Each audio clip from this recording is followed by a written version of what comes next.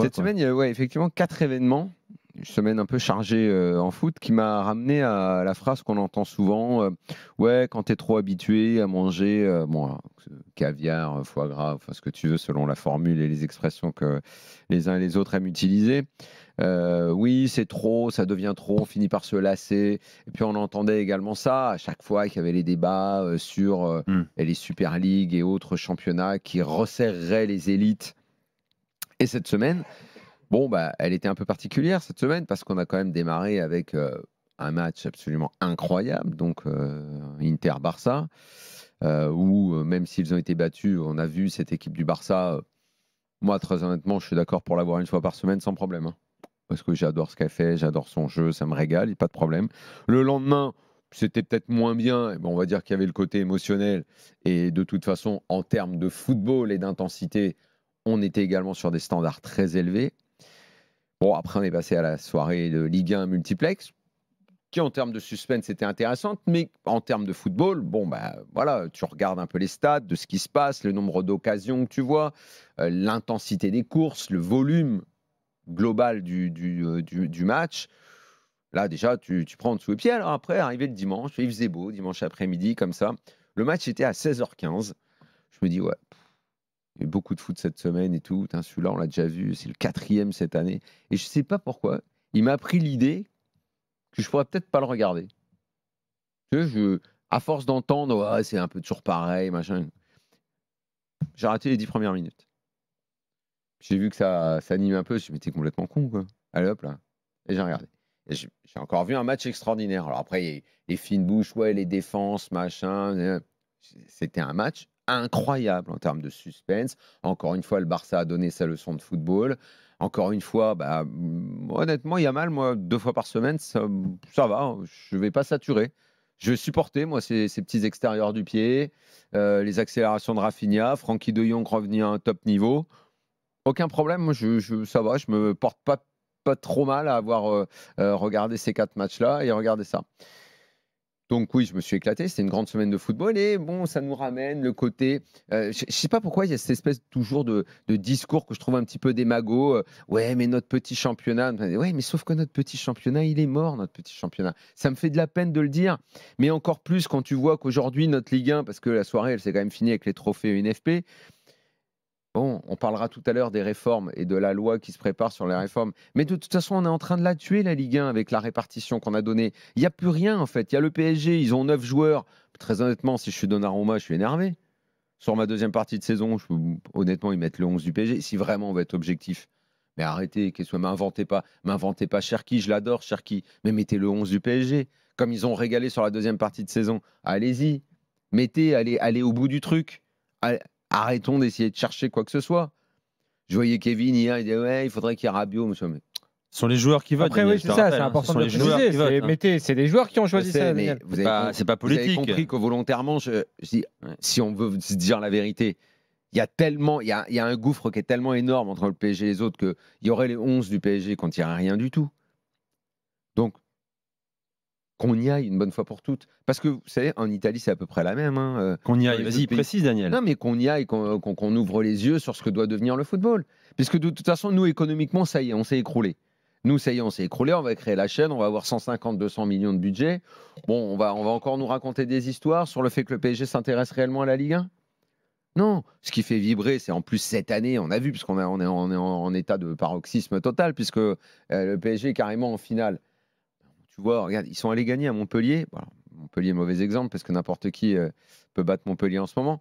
Mais bon, une équipe avec des gamins de 17 ans, ils sont allés se promener à Montpellier. Mais peut-être que si ça avait été ailleurs, ils auraient également gagné. Donc ces écarts-là, voilà, il faut acter. Moi, honnêtement, de toute façon, aujourd'hui, si tu es l'OM, bon, Lyon, c'est râpé. Mais si tu es l'OM, tu le sais très bien que de toute façon, c'est un impératif. Cette année, on n'a jamais autant senti l'épée de Damoclès de tu vas pas en Ligue des Champions, tu es mort. Parce qu'il y a l'argent, il est là. Il y a quand même dans l'espèce de cinéma qu'on essaye de nous faire, il y a quand même une compétition au mois de juin qui s'appelle la Coupe du Monde des clubs. Les clubs vont y aller alors qu'ils n'en ont rien à cirer, uniquement pour ramasser l'oseille. Et ils vont nous faire croire que c'est intéressant. Et qu'il va falloir qu'on la regarde et tout. Alors que c'est juste un tiroir caisse. Donc, il va falloir sérieusement repenser le football en Europe, rebâtir tout ça, parce que là, je sais pas, alors évidemment, on va mettre du temps à ce que tout le monde accepte de voir la réalité en face, mais c'est entre ça, le fait que les droits télé sont morts et vont s'écrouler un petit peu partout en Europe, si on ne repense pas complètement notre football, moi, cette semaine, je n'ai pas honte de dire, donnez-moi de l'élite. J'ai aucun problème. Oui, mais ça, c'est valable pour toi. Toi, Français, je parle de France, mais il y a des bastons en Première Ligue, en Bundesliga également, il y a du suspense aussi. Le champion n'est pas le même tous les ans non plus. En Italie, c'est le cas. Le Napoli, 33 ans après, était championne il y a 2 ans. Le sera encore cette année. L'Inter, la Juve, il y a quand même une variété de champions. En Italie, à part en Espagne, chez nous, on partage. Tu te souviens de l'Italie, le grand pays de football, la seconde religion, toutes les phrases qu'on entendait. Tu sais que ça chute lourdement. Mais tu l'as évoqué toi-même, c'est beaucoup lié à des questions de diffuseurs, Daniel. C'est beaucoup lié à ça. Et puis plus personne ne regarde, ça coûte trop cher. Donc là-bas aussi, c'est le règne du piratage des TV. Oui, mais Daniel, je vois. Alors, il y a l'audience télé et il y a aussi l'affluence dans les stades. On n'est jamais autant allé dans les stades en Ligue 1. Vas-y, Flo. Non, justement, moi, je suis pas totalement d'accord parce que l'avis de Daniel est radical. Je suis d'accord sur la première partie, c'est-à-dire de dire qu'on ne doit pas se lasser des grands matchs, on ne peut pas s'en lasser. Et évidemment, ce qui fait le sel aujourd'hui du foot, c'est la réalité. Je ne vais même pas parler du Barça Atlético, je vais rester sur la Ligue des Champions. Tu attends la Ligue des Champions, moi j'attends même parfois l'après-poule, on va dire, l'après-mois de novembre, décembre, je ne sais même plus quand ça finit maintenant, janvier. Février. Ouais, février même maintenant, mais avant c'était janvier, février. Donc là-dessus, je suis d'accord. Et sans doute que, même s'il y a une évolution, peut-être qu'elle sera à un moment donné souhaitable. En revanche, je ne suis pas du tout d'accord sur l'idée de c'est mort, c'est fini, c'est terminé, on ne s'y intéresse plus. En France, comme le dit Nico, localement, même si je n'ai pas dit que ça devait disparaître. Bah oui, mais tout ça c'est important. Ça veut Chacun continuera à regarder, mais qu'on ne fasse pas croire que les petits peuvent jouer avec les gros. Non, ça veut dire que tu peux encore, cette répartition, toutes ces choses-là qui ont été faites de manière inégalitaire. Tu veux la ranger ? Tu ne dois pas dire que c'est terminé et que c'est mort. Donc, ce que je veux te dire, c'est que ça sera dans le projet de loi. Un problème, Daniel, un problème qui est mort, c'est un problème où tu te dis il n'y a plus de clients. Ta boutique, elle est morte parce qu'il n'y a plus d'enjeux, il n'y a plus de clients. Je pense qu'il n'y a plus de business possible. Le budget, c'est de droits télé. Ça, c'est les droits télé, c'est une des variables. C'est ce qui remplit les caisses. Non, c'était ce qui remplissait les caisses. Bah oui. Quand tu fais du business, tu te dis. On a oublié, on l'a dit d'ailleurs dans l'after depuis des années, économiquement, on a oublié de travailler parce qu'il y avait des droits télé qui étaient surcotés, on a oublié de travailler sur la billetterie, on a oublié de travailler sur le merchandising, on a oublié de travailler tout ça. Bien sûr, mais c'est la réalité, c'est la réalité. À Montpellier, par exemple, ils ont oublié ça, ils ont donné des gros salaires à des mauvais joueurs et maintenant ils tombent, c'est mérité. Je te dis juste que si tes stades étaient vides, si le spectacle... Attends, si ton spectacle était à ce point dévitalisé que tu ne remplissais plus les stades, que les gens se disent oui, il a raison Daniel, on s'en fout complètement. Mais c'est pas vrai Daniel, que tu le veuilles ou non, les gens ne s'en foutent pas complètement. Donc moi si j'ai un business comme ça, je dis pas je dis pas c'est mort. Je dis juste effectivement, comme le disait Joseph Gourlian quand il est venu dans l'after, il faut maintenant revoir le modèle économique. Mais te dire que c'est mort et que maintenant on fait que la Super League, moi je suis pas d'accord. Alors je vais préciser, quand je dis donnez-moi de l'élite, il n'y a aucun problème. Les matchs ils rempliront à remplir les stades. Nantes jouera contre qui tu veux, contre Angers, contre ceci, cela, mais qu'on arrête de me faire croire qu'un Nantes PSG, ça a un intérêt. Qu'on arrête de faire croire n'importe quoi. Mais qui te le fait croire, c'est aujourd'hui qui te le fait croire? On sait bien qu'il n'y a plus d'enjeu pour le titre de champion, il y a un enjeu pour les places européennes, il y a un enjeu pour le maintien, il y a encore une narration, une histoire sur un championnat de France, mais l'enjeu pour les places européennes. C'est que le PSG, en fait, mais l'enjeu pour les places européennes, parce que nos clubs ont mal travaillé pendant pas mal de temps. Mais si une logique et une cohérence reprennent le dessus, que l'OM réussit l'année prochaine également à finir dans le top 3, et encore une autre année, ce sera fini. L'OM va sortir complètement du truc. Ils auront tellement d'argent par rapport, puisqu'il n'y en a plus en France, donc ils le prendront au niveau européen, qu'eux aussi vont se détacher. Et si un autre club parvient à le faire, en fait, nous, on n'a pas encore complètement creusé le fossé, parce que certains de nos clubs n'ont pas assez bien travaillé, notamment Lyon, qui est malheureusement là. Mais ça, c'est l'histoire de tous les championnats, Daniel. Le Big Four en Angleterre, tu retrouves le Real et le Barça, l'Atlético en Espagne, partout, c'est ça, c'est pas que chez nous. En Angleterre, il y a une répartition de l'oseille qui n'a rien à voir avec nous. On est d'accord. Mais ça, on a pété. Mais ce combat n'est pas. Tu peux corriger. Oui, ce combat n'est pas terminé, Daniel. C'est avec la Première Ligue qu'ils ont réussi à. Je te dis juste un truc, c'est que la crise. Moi, j'ai pas honte de dire donnez-moi de l'élite. Non, mais ça, on est d'accord. Pas l'autre. Moi, je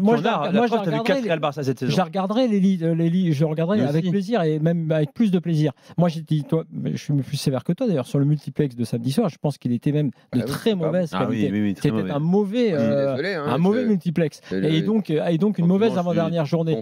En revanche, le seul intérêt de la crise que traverse le foot actuel, il a fallu, comme l'ont dit plusieurs, j'ai entendu encore cette semaine plusieurs présidents, même en Ligue 2, j'ai entendu le président d'un club de Ligue 2 le dire assez clairement, il dit, de Grenoble, qui faisait une analyse assez juste de ce qui se passe en ce moment. Il dit, on n'a pas encore touché tout à fait le fond, on est en train de toucher le fond.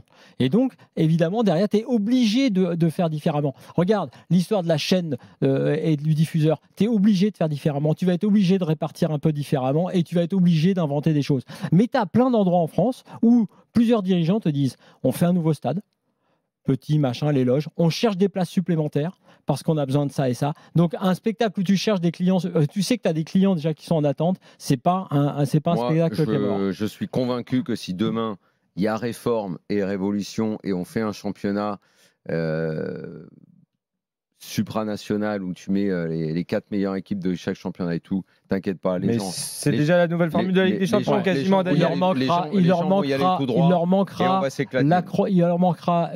ce qui le relie à ton territoire, ton histoire, ton ADN, qui fait que chaque semaine tu veux aller aussi physiquement dans ton stade. C'est ce que dit Oxwin sur le chat. Il dit, moi je m'en moque que la Ligue 1 se porte bien ou pas, seul mon club m'intéresse, ce n'est que du sport, je m'en moque que ça se passe mal ailleurs. Lui, il y a plein de gens qui sont intéressés par leur club. Oui, mais il est intéressé par son club, mais si son club a les moyens d'aller jouer dans l'élite, il sera très content de voir des gros matchs. Bien sûr. Mais tu vois l'exemple, il y a un autre exemple qui est donné dans le chat, c'est Brest cette année. Ils ont dit Brest, ils ont existé en Ligue des Champions, ils sont allés, ils ont affronté des gros, ils ont passé la phase de poule où tout le monde s'attendait à ce que Brest finisse dans les derniers. Tu penses qu'ils se seraient pas éclatés de la même façon en Europa League ou en Conference League? Ça, j'en sais rien. Non, je pense qu'ils ont pu kiffer de voir le Real, qu'ils auraient jamais vu, qu'ils reviendront peut-être plus. Un énorme kiff aussi. Oui, mais ils ont vécu un truc qu'ils vivront peut-être qu'une seule fois dans leur vie. Moi, j'ai arrêté d'être hypocrite là. Non, mais c'est pas ça. Daniel, c'est pas ça. Le championnat supranational, c'est la formule de la Ligue des Champions actuelle, Daniel. T'as 4. L'année dernière, l'année prochaine, t'auras 6 Anglais, 5 Espagnols. Mais moi, j'en mettrais plus des journées. Et je ferai un play-off à la fin et tout. Mais je reforme tout. La vérité, c'est que c'est un débat philosophique, même politique. Effectivement, Daniel adore le luxe, en l'occurrence dans le football. Il aime pas. C'est ce qu'il a dit. Il dit dans le chat aussi, Daniel, c'est la politique de droite. Il veut laisser les riches entre eux. Oui, mais pourquoi pas? Mais bon, il y a une certaine cohérence politique. Daniel, il veut faire comme ça. À Monaco. Dans la NBA est gérée, c'est un modèle communiste, mais à part ça, tout va bien. Continuez à raconter n'importe quoi. Vous avez raison.